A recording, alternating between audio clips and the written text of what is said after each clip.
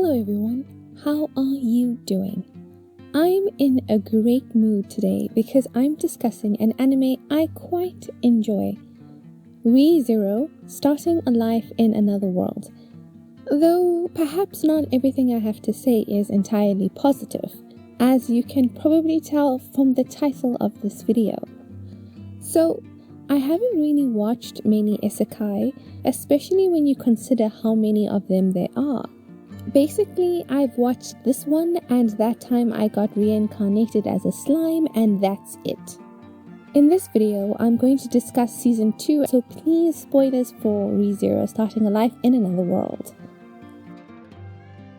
Firstly, I will say that I like Subaru.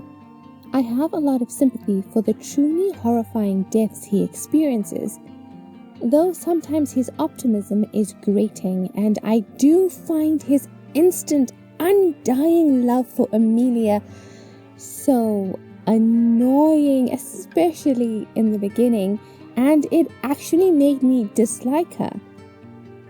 But after the movie and season 2, I grew to really like her. In fact, in season 2, everybody became more interesting than Subaru.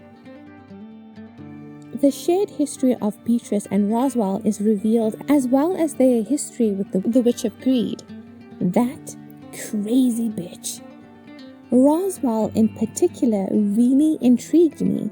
It's like, what the hell is this guy up to? He's kinda a little cuckoo and I like it. No Roswaal hate from me, though I know he's a bad guy, he's an antagonist, and he has to be magically forced not to betray the good guys because his word doesn't count for shit. But like, what should be expected from a guy who's been possessing the bodies of his descendants for 400 years in order to revive a teacher that likely doesn't feel the same way about him? Also, he's kind of beautiful, you know? Like, I like this kind of character. The makeup, the hair, the flair and style. Blind me with your beauty. The other character I was really drawn to was Garfield. Every time Subaru reset, he behaved differently. He was the most unpredictable character, and I was very intrigued by his motivations and impressed with his character because he's only 15. Which I had to keep reminding myself because of his design. Honestly, by the end I kind of felt like Subaru should be the one swearing allegiance to him and not the other way around. Okay, final thing that I enjoyed about the season. These freaking man-eating rabbits. Why did I find them so disturbing? Just this mass of adorable white bunnies that are going to eat the shit out of you. Like a carnivorous swarm of locusts, but bunnies? Such a wild idea, and it really bothered me in exactly the way it's supposed to. So here's the big issue I had. Early on, Subaru is sucked into this alternate dimension where he meets Echidna, the Witch of Greed, and she tells him she has the answers to all of his questions. And what does he say?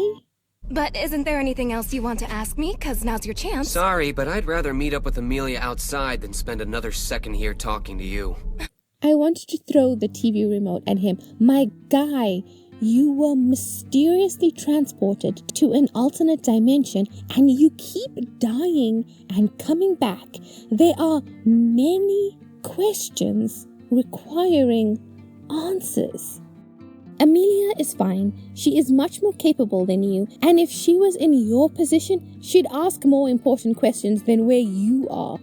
And I don't really like how he handles Echidna at all, especially in the beginning, and this world has been pretty hostile to him, so he should be better at it, and he's such an annoying boy sometimes. I mean, he has positive traits, but then everyone who meets him and doesn't take him seriously is justified in their assumption because he definitely would not have gotten this far without having a literal cheat code to life.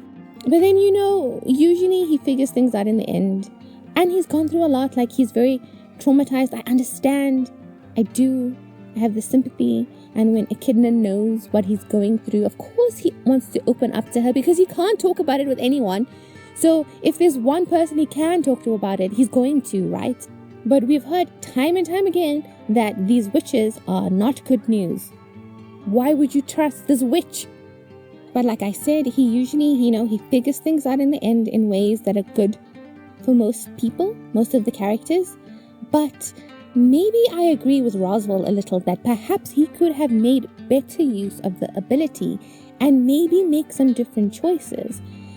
And maybe he's speaking facts when he says that Subaru is just like him for forcing a certain image on the woman they love, seeing as Subaru didn't really know anything about Amelia when he decided he loved her.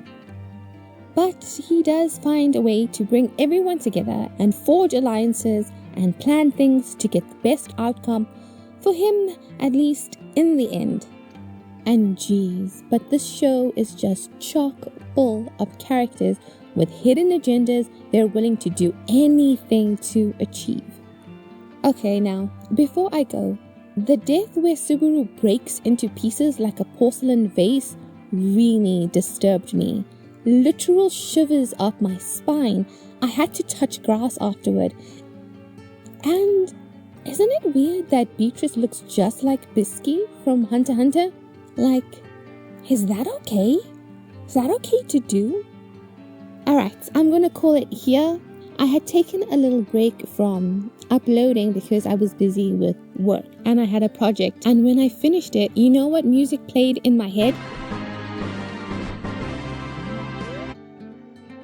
And I was like, geez, Taylor, you're such a nerd. Anyway, if you enjoyed this video, please like, share, subscribe, all the good things. Leave a comment down below. See you next time. Bye.